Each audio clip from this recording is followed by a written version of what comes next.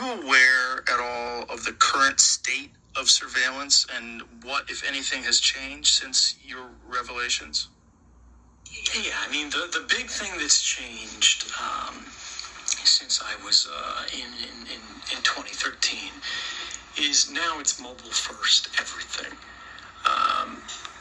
Mobile was still a big deal, right? And the intelligence community was very much grappling to get its hands around it and to deal with it. But now people are much less likely to use a laptop than use a desktop than use, any kind of wired phone than they are to use a smartphone. And both Apple and Android devices, unfortunately, are not especially good in protecting your privacy. Think right now. You got a smartphone, right? You might be listening to this on a train somewhere in traffic right now. Or you, Joe, right now. You got a phone somewhere in the room, right? The phone is turned off, or at least the screen is turned off. It's sitting there. It's powered on. And if somebody sends you a message, the screen blinks to life. How does that happen? Right? How is it that if someone from any corner of the earth dials a number, your phone rings and nobody else's rings? How is it that you can dial anybody else's number and only their phone rings, right? Every smartphone, every phone at all, is constantly connected to the nearest cellular tower. Every phone, even when the screen is off, you think it's doing nothing, you can't see it because radio frequency emissions are invisible. It's screaming in the air, saying, here I am, here I am. Here is my IMEI, I think it's Individual Manufacturer's Equipment Identity, and IMEI, Individual Manufacturer's Subscriber Identity. I could be wrong on the breakout there, but the acronyms are the IMEI and the IMSI, and you can search for these things. They're two globally unique identifiers that only exist anywhere in the world in one place, right? This makes your phone different than all the other phones. The IMEI is burned into the handset of your phone. No matter what SIM card you change to, it's always going to be the same, and it's always going to be telling the phone network it's this physical handset. And the IMESI is in your SIM card, right? And this is what holds your phone number, right? It's basically the key, the right to use that phone number.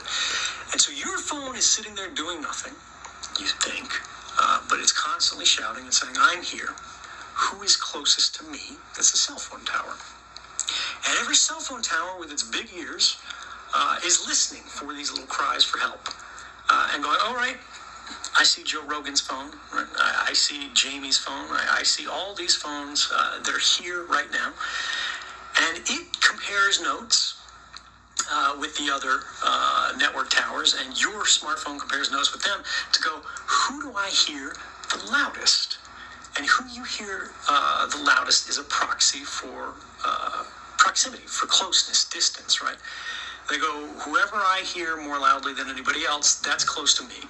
So you're going to be bound to this cell phone tower, and that cell phone tower is going to make a note, a permanent record, saying this phone handset with this phone number at this time was connected to me, right? And based on your phone handset and your phone number, they can get your identity, right? Because you pay for this stuff with your credit card and everything like that.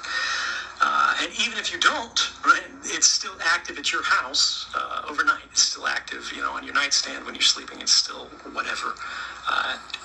The movements of your phone are the movements of you as a person, and those are often quite uniquely identifying. It goes to your home. It goes to your workplace. Other people don't have it. Sorry. And anyway, it's constantly shouting this out, and then it compares notes with the other parts of the network. And when somebody is trying to get to a phone, it compares notes. The network compares notes to go, where is this phone with this phone number in the world right now?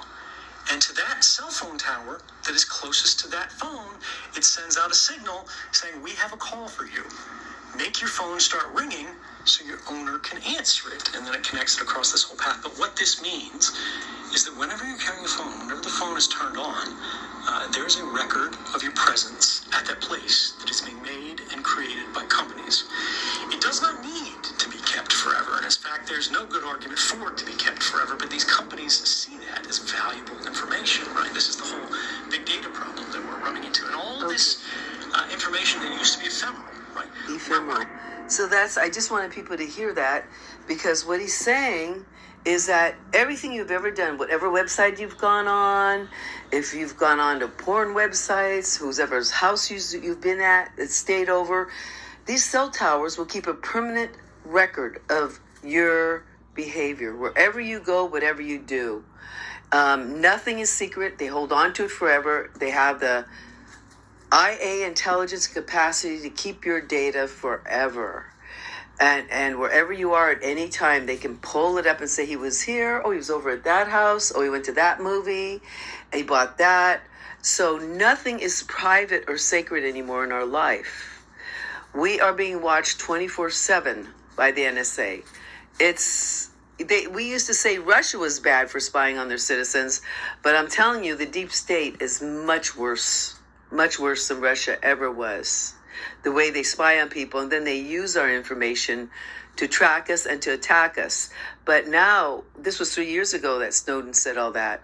Now, it can map out who you are with your, we all have a frequency. We all have biomechanics in our body, who we are, how we present ourselves to the world, and artificial intelligence picks that up. So even without a cell phone, it could track you. They're there, they went there, they're over there, and they could target you with directed energy weapons just by the distant frequencies that are hitting you and bouncing off you and they can determine what your heart rate is, your state of mind, and they're trying to manipulate people's thoughts, inject thoughts into people's heads. I've had TIs say that their arms are moving, their heads turning, they're turning direction. It's quite scary, because if they could gain this kind of control over people, they're going to use them as weapons, and people can be made to go off the road in their car if they can control your brain. Which they are getting, they can do that. They're not doing it to everybody, but there are people they're experimenting on with that. And they could use them as mass murderers, killers, assassins, Manchurian candidates.